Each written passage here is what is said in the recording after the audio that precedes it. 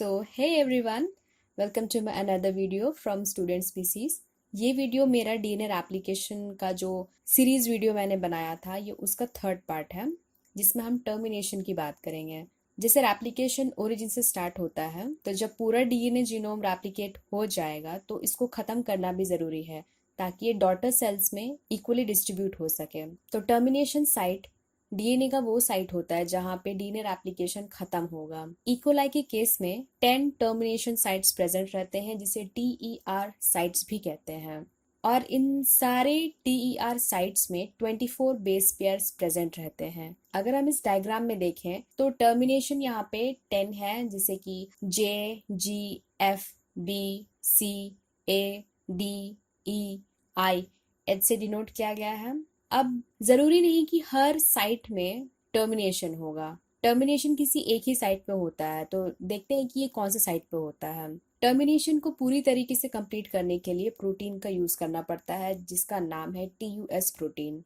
मतलब इस प्रोटीन की प्रेजेंस में टर्मिनेशन का जो प्रोसेस है वो कंप्लीट होता है। टर्मिनेशन के टाइम पे ये जो टीयूएस प्रोटीन है वो सारे टीईआर साइट में बाउंड हो जाते हैं और ये कॉम्प्लेक्स बनाते हैं टीईआर टीयूएस कॉम्प्लेक्स। यहाँ पे अगर हम प्रोटीन को देखें तो इसके 2 साइड्स हैं, पहला है परमिसिव और दूसरा है नॉन परमिसिव। अब इन दोनों साइड्स का अपना अपना काम है। प्रोटीन का जो परमिसिव साइट है उसका काम होता है कि रेप्लिकेशन फॉर्क को आगे बढ़ाए। मतलब जब हेलिकेज परमिसिव फेस को टच करेगा, हेलिकेज का जो पाथवे है उसको फॉरवर्ड डायरेक्शन में मूव करने देता है, मतलब अलाउ करता है। ठीक उसका जस्ट ऑपोजिट यानी कि नॉन परमिसिव फेस को हम देखें तो जब नॉन परमिसिव फेस पे हेलिकेज आता है तो ये ब्लॉक कर देता है उसके पैसेज को, जिसकी वजह से हेलिकेज डीएनए सेपरेशन को आगे नहीं बढ़ा सकता। अगर हम इस डायग्राम को देखें तो फर्स्ट हाफ में टर्मिनेशन साइट्स सी, बी, एफ, जी और जे है। उसमें जो प्रोटीन बाइंड हुआ है उसका परमिसिव फेस जो है वो क्लॉकवाइज डायरेक्शन में अरेंज हुआ है। लेकिन सेकेंड हाफ में अगर हम देखें तो टर्मिनेशन साइट्स ए, डी, ई, आई और एच, इसमें जो प्रोटीन बाउंड हुआ है उसका permissive face anti clockwise direction में अरेंज है। और यही अरेंजमेंट इंश्योर करता है कि टर्मिनेशन एक ही साइड से होना चाहिए।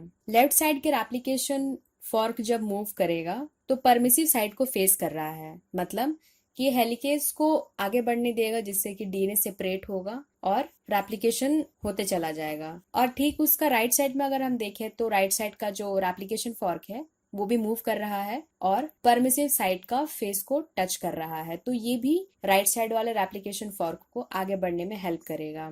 लेकिन अगर हम टर्मिनेशन सी और टर्मिनेशन ए का जो प्रोटीन बाइंड हुआ है उसमें देखेंगे तो नॉन परमिसिव फेस दोनों का एक दूसरे के सामने प्रेजेंट है। टर्मिनेशन या तो सी पे होगा या तो ए पे होगा, मतलब दोनों में से किसी एक में होता है।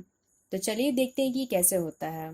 जब दोनों में से कोई एक replication fork non permissive site को टच करता है तो उस समय साइटोसिन बेस पेयर्स का फ्लिपिंग होता है, और इसी फ्लिपिंग की वजह से ये हेलिकेज का जो पाथवे है उसको स्ट्रांगली ब्लॉक कर देता है। ठीक है, अब यहाँ पे होने के बाद जो रेप्लिसोम है वो वहां से डिसेंबल हो जाता है, मतलब वहां से हट जाता है। अब दूसरे साइड का जो रेप्लिकेशन फॉर्क आ रहा है वो परमिसिव साइड को फेस करेगा, और परमिसिव साइड को फेस करने के बाद जो टीयूएस प्रोटीन है वो वहां से हट जाता है और वहां से हेलिकेज भी डिसोशिएट हो जाता है। अब क्योंकि हम लोगों का जो डीएनए मॉलिक्यूल है वो कॉइल्ड नेचर में है, तो वो एक दूसरे के साथ इंटरविंड रहेंगे, मतलब एक दूसरे के साथ लूप बना के रहेंगे, जैसे कि 2 सर्कल्स आपस में फंसे हुए हैं। अब इन दोनों सर्कल्स को अलग करने के लिए टोपोआइसोमेरेज 4 एंजाइम का यूज होता है, जो कि किसी एक पेरेंट डीएनए मॉलिक्यूल को कट करता है।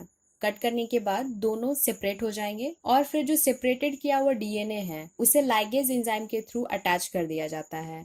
तो इस तरीके से 2 न्यू डॉटर डीएनए मॉलिक्यूल्स का फॉर्मेशन होता है। अब इसे डायग्राम से और क्लियरली समझते हैं।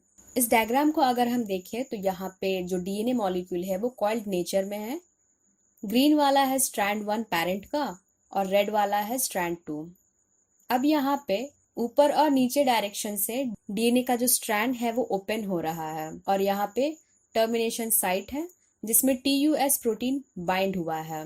अगर हम टॉप डायरेक्शन से देखें तो हेलिकेज एंजाइम प्रोटीन के नॉन परमिसिव फेस को टच कर रहा है, जिसके वजह से हेलिकेज और जो डीएनए पॉलीमरेज 3 है, जिसे रेप्लिसोम कहते हैं, वो यहाँ से डिसोसिएट कर गया है। और दूसरी तरफ से यानी बॉटम तरफ से अगर हम देखें तो दूसरा हेलिकेज उसी टीयूएस प्रोटीन को टच कर रहा है, जिसकी वजह से टीयूएस प्रोटीन रिमूव हो जाता है। तो जब दोनों रेप्लिसोम डिसोशिएट हो जाता है तो वो यहाँ इस तरीके का दिखता है। अगर हम इसे और क्लियरली देखें तो यहाँ पे देखेंगे कि दोनों ही स्ट्रैंड आपस में इंटरट्विन्ड हुए हैं। अब टोपोआइसोमेरेज 4 एंजाइम जो है वो दोनों में से किसी एक पैरेंट स्ट्रैंड को कट कर देता है। तो यहाँ पे जो रेड वाला स्ट्रैंड है उसको कट कर रहा है। कट करने के बाद दोनों ही मॉलिक्यूल्स अलग हो जाते हैं और जो सेपरेटेड किया हुआ डीएनए मॉलिक्यूल होता है बाद में उसे डीएनए लाइगेज के थ्रू जॉइंट कर दिया जाता है। तो अब यहाँ पे हम देख सकते हैं कि 2 डॉटर डीएनए मॉलिक्यूल का फॉर्मेशन हुआ है, डॉटर डीएनए 1 और डॉटर डीएनए 2। अगर हम डॉटर डीएनए 1 के मॉलिक्यूल को देखें तो उसमें एक पैरेंट स्ट्रैंड है और एक डॉटर स्ट्रैंड है। ठीक उसी तरीके से जो सेकेंड डीएनए मॉलिक्यूल बना है उसमें भी एक पैरेंट स्ट्रैंड है और एक डॉटर स्ट्रैंड है। तो ये यहाँ पे दिखाता है कि DNA replication semi conservative manner में होता है। मतलब जो रेप्लिका बनेगा उसमें एक पैरेंट स्ट्रैंड होगा और एक डॉटर स्ट्रैंड होगा। तो ये था मेरा आज का वीडियो। आई होप कि ये आपको समझ में आया होगा, और अगर आपको ये वीडियो इन्फॉर्मेटिव लगे तो प्लीज़ इसे ज़रूर शेयर करें। And thank you for watching my video.